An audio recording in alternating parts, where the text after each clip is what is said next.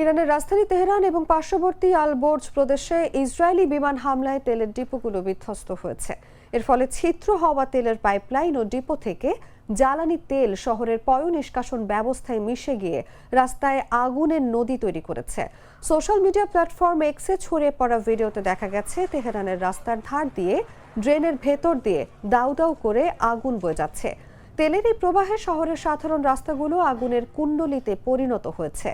ইরানি তেল মন্ত্রণালয় নিশ্চিত করেছে তেহরান এবং এর পশ্চিমে অবস্থিত কারাচ শহরের মোট 3টি এলাকার জ্বালানি ডিপোতে ইসরায়েলি ক্ষেপণাস্ত্র আঘাত এনেছে।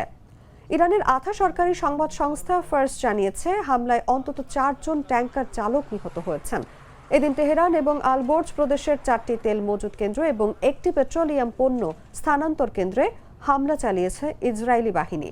বর্তমানে ইরানি নিরাপত্তা বাহিনী ও ফায়ার সার্ভিস কর্মীরা বিশাল এই অগ্নিকাণ্ড নিয়ন্ত্রণে কাজ করছে। হামলার ফলে ব্যাপক ক্ষয়ক্ষতি সত্ত্বেও ইরান সরকারের পক্ষ থেকে দাবি করা হয়েছে দেশের জ্বালানি সরবরাহে কোনো ঘাটতি নেই। তেল বিতরণ ব্যবস্থা সচল রাখার চেষ্টা করা হচ্ছে। ক্ষতিগ্রস্ত এলাকাগুলোতে জরুরি অবস্থা জারি করা হয়েছে।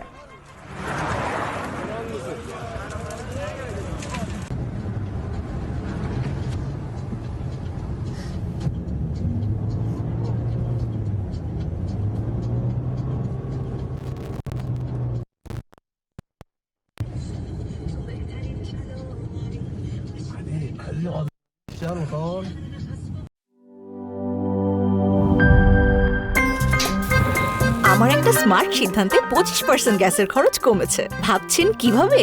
সাধারণ গ্যাস স্টোভ বদলে আমি এনেছি আরএফএল গ্যাস স্টোভ। এর সাইন্টিফিক নজল ও ব্রাস বার্নার ক্যাপ সমানভাবে তাপ ছড়িয়ে রান্না করে দ্রুত।